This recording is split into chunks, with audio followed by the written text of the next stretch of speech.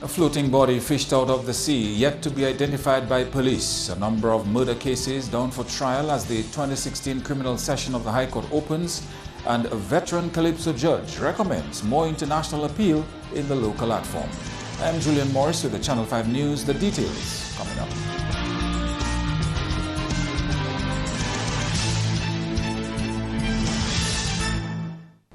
And first up in the news, police seeking the public's help to identify a dead body found near Roseau on Sunday.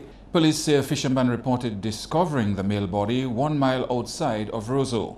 The body is that of a male adult wearing dreadlocks and clothed in a pair of long blue trousers and a brown t-shirt.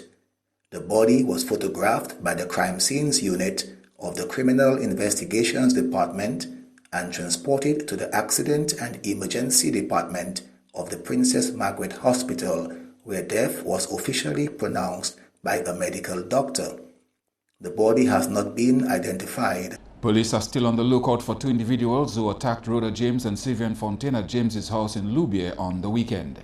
It is alleged that about 2:15 a.m. on Saturday, the 9th of January 2016, 2 unknown individuals entered the upper floor of a 2-floor building at Loubier, where Rhoda James, female adult of Loubier, resides.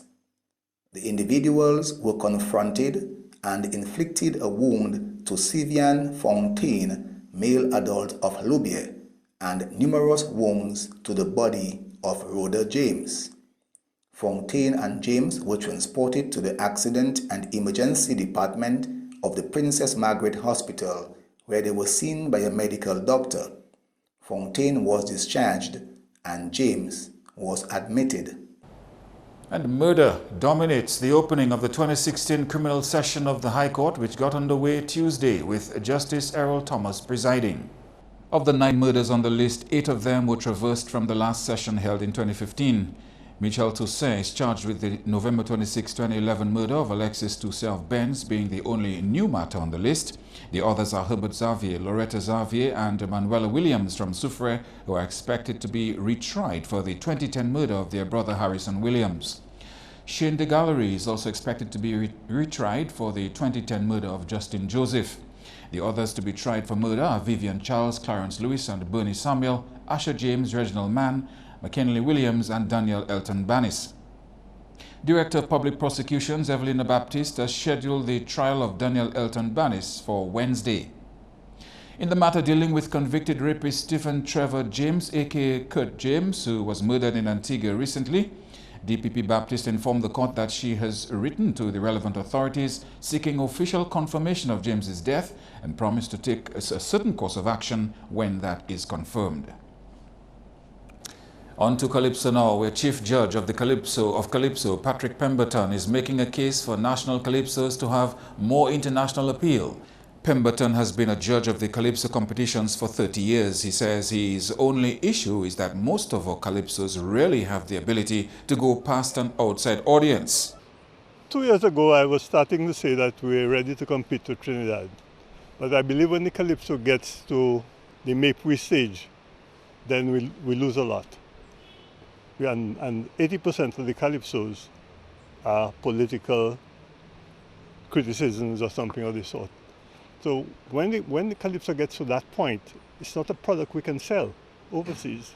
It's just for the local consumption. At that time, I don't think the quality is as good as when they're singing about general matters. Calypso shows have been part of carnival celebrations since the 1950s. No, the Calypso writers are doing what the public wants. So I can't suggest to them to change it. But you still agree that our music should be more export ready? Well, what's the point of having music if you can't make a living out of it? If I were a Calypsonian, yes, I want to sing on topical matters, but I want to be able to sell my product for the rest of the year. And even take part in competitions somewhere else where they're not interested in what Scary did in Dominica. Still in Calypso, newcomer and semi-finalist Earl White Jr. says even if competing is a learning experience, he's still shooting for the crown. Earl White Jr. and Janet Jackson are the 2 newcomers competing on the Grand Calypso stage who have advanced to the semi-finals for later this month. Earl White Jr. has been a participant in the Q95 talent search competition. He got a spot to compete at the Calypso quarterfinals as a reserve since a Calypsonian had dropped out of the competition. I've always been a lover of the art form of Calypso. If you're taking part in something, you have to give it your all to get the most out of it. So shooting for the crown, never know what you might get. And I look up to each and every one that was there before me. I look up to them. I pattern certain things I'm going to do on stage and on how they do. Like one of my role models is Lord Caressa. I grew up with him, calling him uncle, and he's one of my favorite Calypsonians, and I try to attain little things on, how we articulate yourself on stage and so on. Janet Jackson is the youngest contender among the 20 semi-finalists. She's a former junior monarch and the reigning Calypso queen. Going into competition, as I said, I never look at it as competition, but I look to gain experience and to have fun. And that mindset has been working for me in the sense that I don't really worry too much about the competitors when I go on stage, or it's Dice or it's Caressa, because they're strong and they're more experienced in their own right. But I basically go to have fun and to give the people and to ensure that the people get my message. Meantime, Calypsonian Lugas, who, although having messed up during Saturday night's competition, was selected as a semi-finalist, says he will be competing in the semi-final round. And after making a mistake, Lugas told the audience following his performance that he would not be competing anymore. The judges clearly had other plans for Lugas as he earned a spot at the semi-final. This is what he had to say following his performance. Let me just tell my fans and everybody that I am in a situation where I cannot be in Calypso again because of I am responsible for my dad. My dad is not younger good head, so I will not be able to be taking part in the competition again. So thank you. Channel 5 News also spoke with him on Monday. Singing this song, I think I make a little fumble. I can remember exactly when I was singing almost to the end of the second verse where it was saying whether the white, so I didn't say white, but I continue with black, crab, sirik, or tululu. But I just continue singing my song, and I never look back from since then though. But after finishing the song, I realized I made a fumble.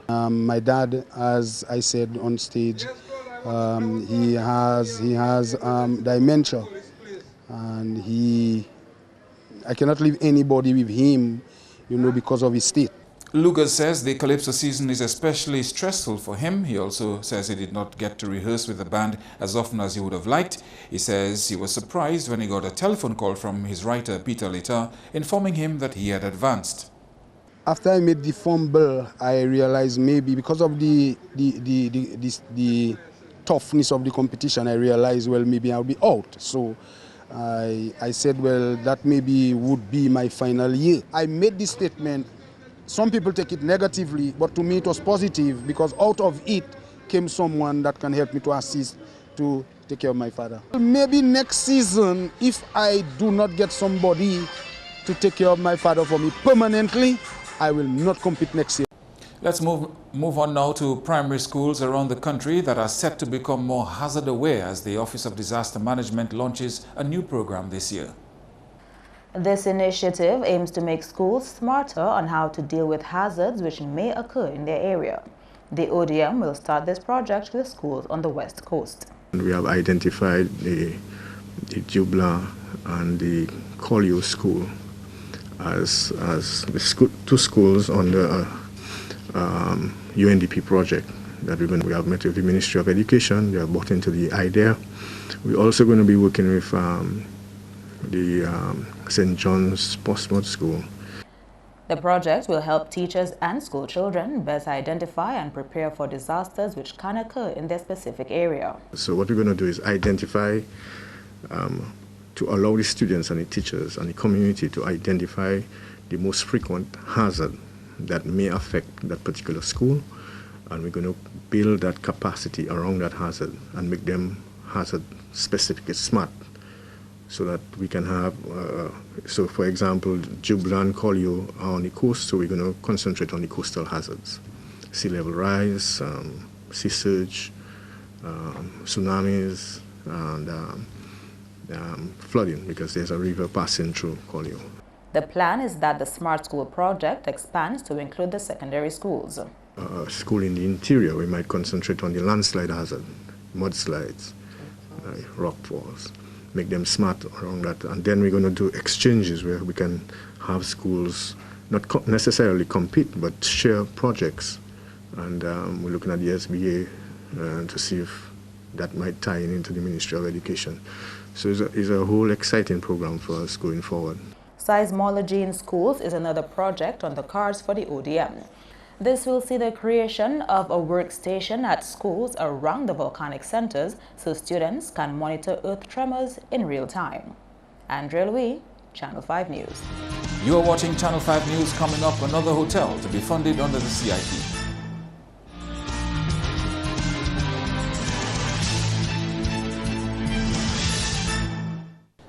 Thank you for staying with us. Another hotel project to be funded through the country's Citizenship by Investment program. The Bois-Côtelette estate at Soufrière has been identified as a site for a hotel development. The owner of the estate is in discussion with government and plans are expected to be finalized this year. The Bois-Côtelette estate already has touristic assets. It offers a tour of a plantation where tourists can see how chocolate is produced and bask in some wonderful scenery. It's 5 miles from the main road. Parliamentary representative of the Soufrière constituency, Ian Pinard, says the hotel will feature 50 to 100 rooms. Since I think last year, that the Bois-Côtelette owner submitted a plan to government under the CBI project, and they requested assistance in building a hotel up in the heights of Soufrière. It hasn't been fully approved, but it has been provisionally approved. And we're hoping that hotel, in terms of the fully approved, will be done later this year. We're hoping either this month or next month, and then we expect that development to start very soon after.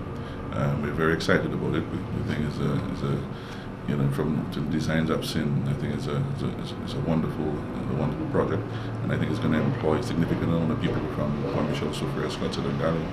The investor is a non-national with Dominican citizenship.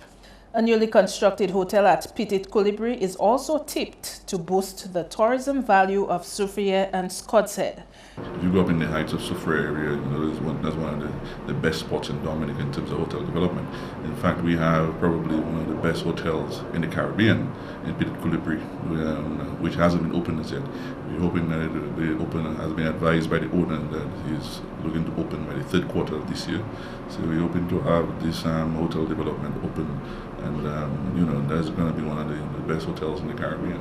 You know, I've been there a couple of times, and you know, I'm really excited. And what we have done for that development is we have trained over 62 persons from Point Michel, Soufrière, Scotland in the hospitality program that we had. Pinard considers his constituency a one-stop shop for tourists. It is home to the first segment of the Waitukubuli National Trail and offers one of the best snorkeling sites in the Caribbean.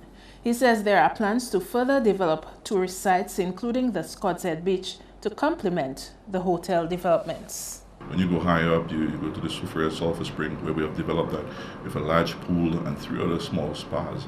And there's a restaurant. We know I'm looking at the village council and some other private groups in terms of managing the Soufrière Sulphur Spring. And we think that is another big attraction up in the constituency. Then you go to the bayside in Soufrière, and where we have this beautiful spa there by the bayside, which includes the seawater and also the sulphur water. And it's also very therapeutic for persons in terms of arthritis and other ills. And then you go up to Scotshead and you look at the Caribbean area, where I think that's the only place in the world that you can actually see where the Caribbean Sea and the Atlantic Ocean meet. So there's a lot of tourism potential in the Soufrière constituency, and we're very excited now to tie the 2 hotel development into it. And plans are in the works to source new earth monitoring equipment for the country. That's according to volcanologist Dr. Robert Watts. Watts, a resident volcanologist, says more equipment can help Dominicans better prepare for land movement-related hazards. The potential to get more equipment seismic equipment through the World Bank. You know, the World Bank are involved quite heavily in Dominica in the last couple of years, and this is one avenue that they want to help out is to get more seismic equipment, and I've just come in to talk about that and, you know, help push that along. You know, there's a few philanthropists around, so, you know, we've got to bother them and try and get a lot of money from these kind of people who want to do good, you know, so I think there are avenues available, and I guess it's people like me who've got to explore that. Several earth tremors were recorded in the north and south of Dominica in late 2015. We saw, for example, immediately following Erica, that we had some volcanic unrest in the south of the island, where the people of Soufriere, Scottshead, and Gallia reported as many as 13 to 17 earthquakes a day. Now that is significant. So we had to increase our monitoring and increase our awareness in that area. We recorded over 130 in the north. That's north of Dominica, not in Mono-Ja, but between Dominica and Guadeloupe. So the area is active. Despite the number of earthquakes recorded in the region, Watts is of the opinion that preparation is key in the event of an earth movement hazard. So I'd say it's pretty good, but I think it could be a whole lot better. You know, I mean, there's limited amounts of money available for the equipment and for the personnel, and you know, one seismometer costs an awful lot of money, you know, something like $50,000 US. In terms of equipment, really, we've got to find ways of getting a lot of money to get a lot more equipment. There are quite a few large events, and any expert in the field would say it's quite possible that there could be an even bigger one. Currently, there are 9 potentially active volcanoes in Dominica, the most in any Caribbean island. Andrea Louis, Channel 5 News. And the By Dominica Supercenter has met its performance target. 1 month into its operations, the center, which offers only local products, is run by the Dominica Manufacturers Association. President of the association, Jean-Yves Bonner, says a report on the performance of the Supercenter has indicated they've met their target so far. The report is indicating that we are able to meet basically our initial projections in terms of activity of the Supercenter. In terms of sales, we're doing actually okay for the time being. We know that December is usually a very active month, so we're looking at January, which is probably a little bit slower. But we are very optimistic because the response is good. Actually, we are happy that the publics and the consumers are responding beyond actually our expectations for the time being, and it's very encouraging. And we hope that we can make this initiative a sustainable one. Bonner says they still require more local manufacturers to partner with them to fill the shelves of the Supercenter.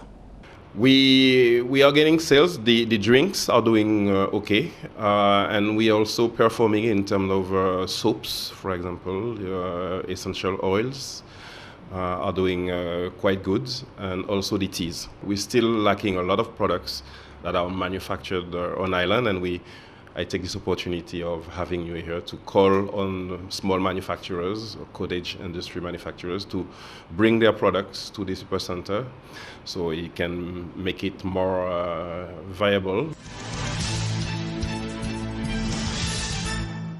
And now for our Chit Chat segment, I'm joined by Leroy Waddix-Charles. He's no stranger to you. Everybody knows Waddix by now. If you've not heard him, you've seen him. And Waddix, it's good to have you once more, especially during the carnival season. Yes, it's the high peak of our celebrations, our emancipation.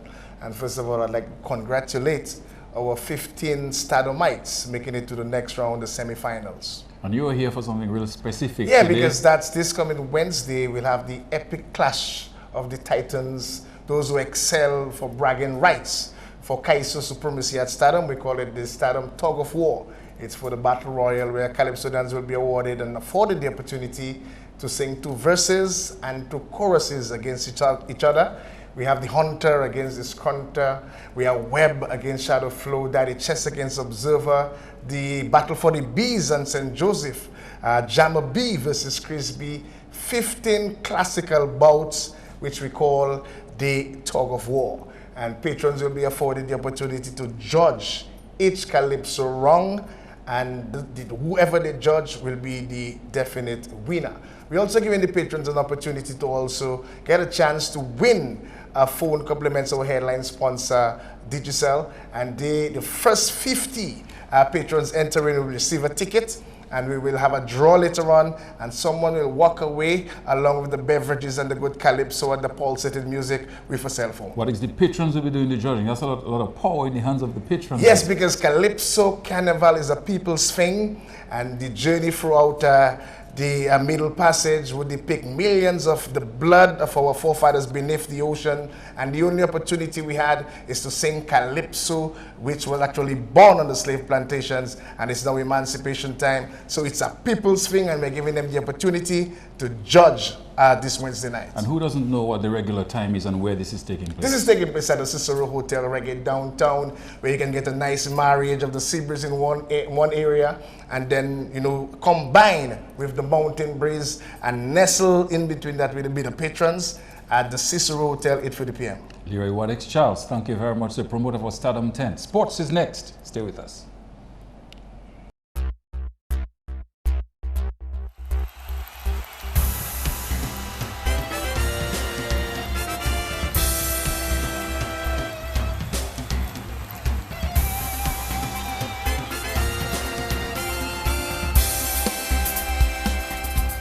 Hello everyone, and thanks for joining us. First up in sports, Windward Volcanoes are now tied in first place with Guyana Jaguars in Group B of the Nagico Super 50. Volcanoes secured a close one-wicket win over Leeward Islands Hurricanes with 3 balls remaining at Warner Park on Monday. Hurricanes batting first ended on 238 for 7 with 123-run second-wicket partnership from Munchin Hodge and Darren Cruikshank. Mervyn Matthew eventually claimed both batsmen as part of his 4 for 49. Johnson Charles top scored with 72 to spark the Windies' reply, with Kyle Mayers scoring an unbeaten 55. Liam Sebastian contributed 20 and Shane Chillingford 27. Volcanoes finished on 239 for 9. Still in Group B of the Nagico Super 50, Guyana ensured a 6-wicket win over combined campuses and colleges in Basse-Terre on Monday. CCC struggled at 62 for 6 following a sustained assault with the ball from Paul Wintz and Veerasamy Pumarwal after being sent in. Ryan Hines propped up the innings with 47 of 94 balls before he was on the 9th man out, dismissed on the last ball of 48 overs. In reply, Asad Fuddadin anchored the Guyana chase with 71 of 97 balls before Vishal Singh carried his side the rest of the way with an unbeaten 36. Victory was achieved with 11.2 overs to spare to give Guyana a bonus point. In Zone B, Jamaica survived a desperate fight back from Barbados to claim a 2-wicket win in Queen's Park Oval. Barbados batting first resisted with 138 with top performance of 39 coming from Kevin Stout. Jamaica next at the crease clocked out at 139 for 8. Devon Thomas and Andre McCarthy together contributed 82 for Jamaica. Suleiman Ben picked up 4 for 28. The other Group A contest between TNT Red Force and ICC Americas was rained out at Shaw Park. Despite bright and sunny conditions from the scheduled start time, no play was possible due to a damp outfield following early morning showers. The point standing in the 2016 Nagico Super 50. In Zone B, Windward's Volcanoes and Guyana Jaguars are in the lead with 10 points, CCC Marooners 4 and Leeward Islands Hurricanes 2. Zone A points are as follows: TNT Red Force with 12 points, Jamaica Scorpions 10, Barbados Pride 4 and ICC Americas 2. Moving on to football. Action continues in Division 1 League with 13 matches carded for this week. Gerald George has details. On Wednesday, Glanville Renegades will take on Waukee Rollers at the Benjamin Park from 5 p.m. While in a doubleheader at the Pori Playing Field, Harlem United will come up against Petro Caribe Point Michelle at 5 p.m. to be followed by East Central versus Cupchis Barbershop Buffet State at 7 p.m. On Thursday, Nemesis United will battle Exodus Young Boys at 5 p.m. at the Benjamin Park. While in a doubleheader at the Pori Playing Field, RIC Kensbro will come up against Police Sports Club at 5 p.m. to be followed by Grand Four Young Boys versus Kenfield Football Club at 7 p.m. On Friday, Maosuka Strikers will come up against MV Max and Obamas at 6 p.m. at the Benjamin Park, while in a doubleheader at the Newtown Playing Field, All Saints Football Club will battle ACS Tarish United at 5 p.m., while at 7 p.m. Trafalgar Football Club will take on Element Agencies LA Stars. On Sunday, Grand Four Young Boys will come up against RC Doctors at the Castle Bruce Playing Field at 3 p.m., while in a doubleheader at the Newtown Playing Field, Cupchis Barbershop Buffet State will take on Will George Academy at 3 p.m., to be followed by Harlem United versus Fokole United at 5 p.m. And at the Benjamin Park, Itasi United will come up against Waukee Rollers at 3 p.m. Still in sports, the 2016 Secondary School Volleyball Championships begin Wednesday with 10 female and 7 male teams competing for the win. This year's games will start off right away with the matches rather than the traditional ballorama among champion houses. The male champion for 2015 came from the Dominica State College and the female from the Dominica Grammar School. And finally, President of the Dominica Amateur Athletics Association, Cedric Harris, says the formation of an association for track and field coaches in Dominica is part of a succession plan for the younger ones. His comments follow a meeting held by the DAAA on Saturday to create a structure for trained and untrained coaches locally. A total of 8 people were in attendance. We went through vetting through a constitution, something that we could use as a framework to take us through. We spent a few hours in that, and we had everything ironed out. So the next move now is to recall bodies to a next meeting to formalize themselves with an executive. Such an organization will help the sport of athletics build, in that you will have the coaches structures as a body, and through that, again, will be affiliated to the NACAC Coaches Association, which is the regional body for coaches in our region, North America, Central America, and the Caribbean. There are a number of opportunities there in terms of training and development for coaches. The Dominica Athletic Coaching Association, DACA, will take on the normal administrative structure of an association.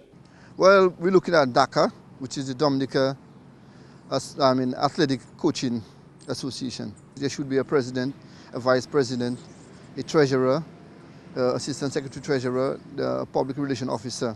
That's all the time we have for sports. I am Kenny Williams. Join us again next time.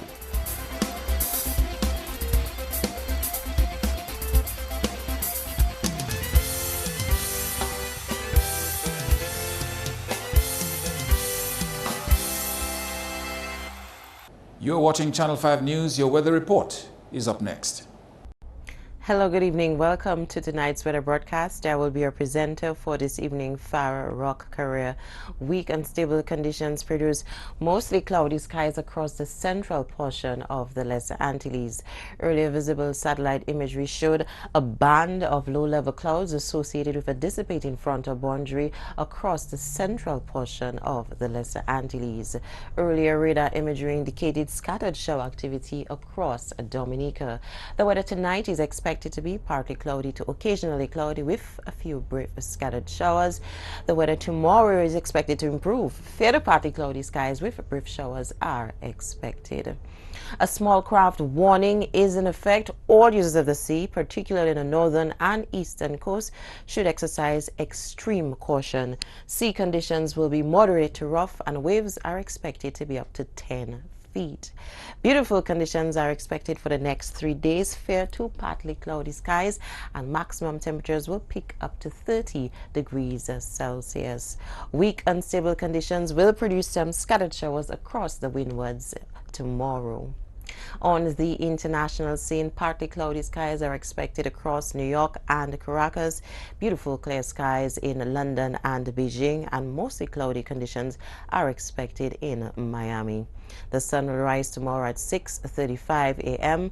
and will set at 5:53 p.m. Feel free to visit our website at weather.gov.dm or call the weather hotline at 447-5555. Join us tomorrow evening for your next weather broadcast. Thank you.